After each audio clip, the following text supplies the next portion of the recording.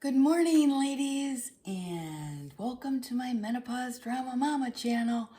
This video, I felt was really important because this mistake was made with me, and I don't want anyone else to have the same mistake made because their maybe general practitioner didn't know enough about menopause and the type of estrogen that women should take, especially over the age of 60.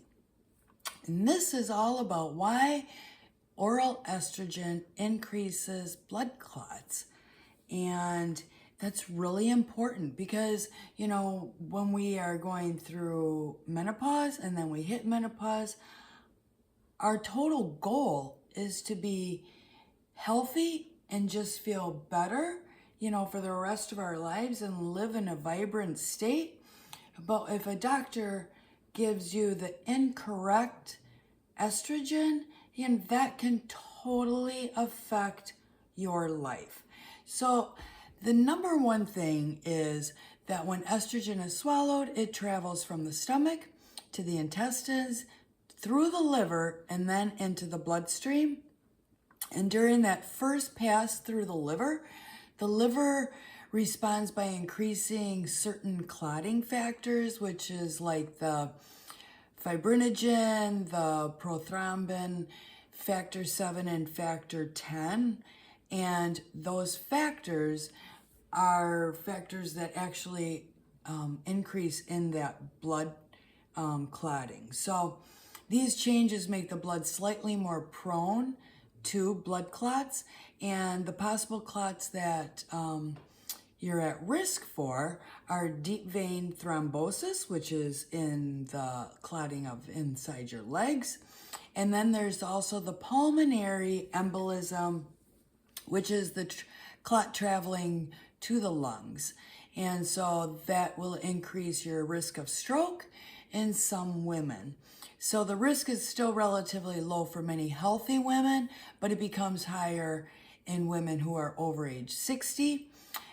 If you are sedentary, so that's why I'm always pushing that you have to be doing some kind of strength training for your health.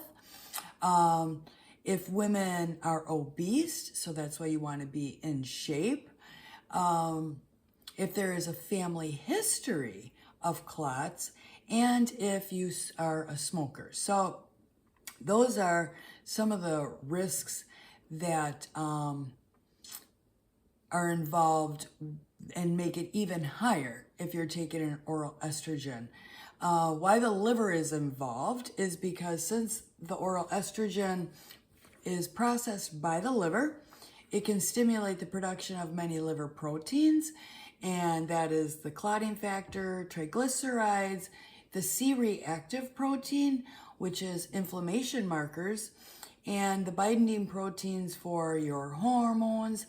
And this doesn't mean like there is a direct liver damage, but it increases your liver workout. So when women, have an existing liver disease, it's advised not to take oral estrogen. So with many doctors, they prefer the transdermal patch, and that's what I'm on now. Like I said, that my first doctor, the general practitioner that I had went to see, he originally, of course, told me to go through it naturally. I freaked out in his office. Then he prescribed that estrogen pill, which I didn't know was, at that time, I had not done any research on why, or even, I didn't even know enough about estrogen in the different forms it came in. So I had not done research on it until after I had started taking it, and then I looked into it, and then I realized, this is totally wrong for me because I didn't want to be on something that went through the liver like that and could cause any blood clots. So that's why it's so important to find a doctor who is very well versed in so much knowledge in menopause. So then you can be sure that you would be getting and being prescribed the correct, the correct medication for your estradiol. And I have that 0.5 milligram patch now. And you know, it's so easy. I just change it. It's on right on my belly area, and I change it twice a week. So it's really nice, and it's helped my entire life, you know, for the better. But you know, now most doctors, especially the ones who are educated in menopause, you know, they prefer the transdermal patch. Why? Because it bypasses the liver. It goes directly into your bloodstream. So like if you had a vaginal cream, it just stays in that area, but the transdermal patch actually goes into the bloodstream, so it actually goes for your whole body. And also, there is a very, very, very low risk for any blood clotting with a transdermal patch. So, you know, it's important to remember also that, I mean, women, because I did look this up, because I used to, I mean, in my early 20s, 30s, 40s, you know, I had been off and on, having birth control.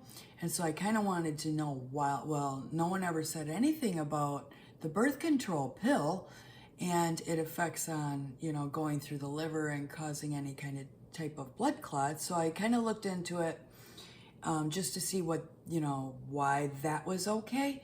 But obviously it's because most women are very well fit in their early life, and, you know, they have way more better metabolism, and so most are never obese during that time. And also there's just a very low risk in your younger years for any blood clotting to occur, and, you know, leading to a risk of stroke. So that's why, you know, women in our younger years, we could have been on the birth control because, you know, we were in much better shape. So that is why that there's that big difference between in our early years and now.